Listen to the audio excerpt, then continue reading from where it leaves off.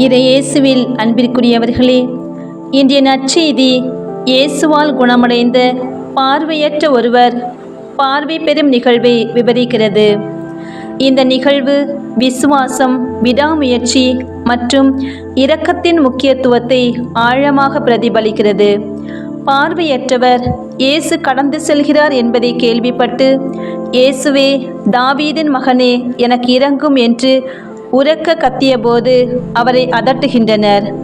சமூகத்தின் ஏளனம், மற்றவர்களின் புறக்கணிப்பு ஆகியவை இயேசுவை அணுகுவதை தடுக்க முயலும் தடைகளாக இருக்கலாம். ஆனால் பார்வையற்றவன் அசந்து போகவில்லை. மாறாக அவன் மிகுதியாய் கூப்பிடுகிறான். ஜெபத்தில் உள்ள விடாமுயற்சி மற்றும் தன் தேவைகளை நிறைவேற்ற இயேசுவால் மட்டுமே முடியும் என்ற உறுதியான நம்பிக்கை இங்கு வலியுறுத்தப்படுகிறது. இயேசு நின்று அவனை கூட்டி வரும்படி கட்டளையிடுகிறார். இயேசு அவரிடம், நான் உனக்கு என்ன செய்ய வேண்டும் என்று கேட்கிறார்.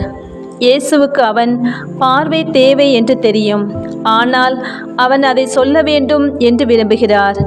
இது நம் தேவைகளை தெளிவாகவும் உறுதியாகவும் விசுவாசத்தோடும் அவரிடம் எடுத்துரைக்க வேண்டும் என்பதை காட்டுகிறது.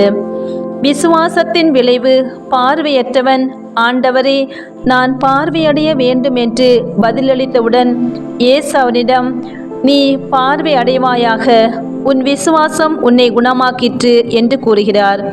பார்வை அடைந்ததும் இயேசுவை மகிமைப்படுத்துகிறார். பார்வையற்றவன் எழுப்பிய இரங்கும் என்ற அழுகுரலை இயேசு கேட்டார். நமது வாழ்வின் கஷ்டமான சூழ்நிலைகளில் நாம் கடவுளின் இரக்கத்தை நோக்கி கூப்பிடுகிறோமா? நம் விசுவாச பயணத்தில் நம்மை அமைதியாக இருக்க சொல்லும் சந்தேகங்கள், பயங்கள், உலக கவலைகள், அவைகளை மீறி நம்முடைய விடாமுயற்சியான ஜெபத்தின் மூலம் இயேசுவை அணுகுகிறோமா? இயேசு நம்மிடம், நான் உனக்கு என்ன செய்ய வேண்டும் என்று கேட்டால் நமது பதில் என்னவாக இருக்கும்? உலக இன்பங்களையா அல்லது ஆன்மீக பார்வையையும் நாம் கேட்கிறோமா? இன்றைய வாசகம் நம்முடைய எளிய நேர்மையான விசுவாசம் இரக்கமுள்ள இயேசுவின் பார்வையில் எவ்வளவு மதிப்புமிக்கது என்பதை உணர்த்துகிறது. நாமும் பார்வையடைந்த அந்த மனிதனைப் போலவே இயேசுவை பின்பற்றி இறைவனை மகிமைப்படுத்தி இறையருளை நிறைவாக பெறுவோம்.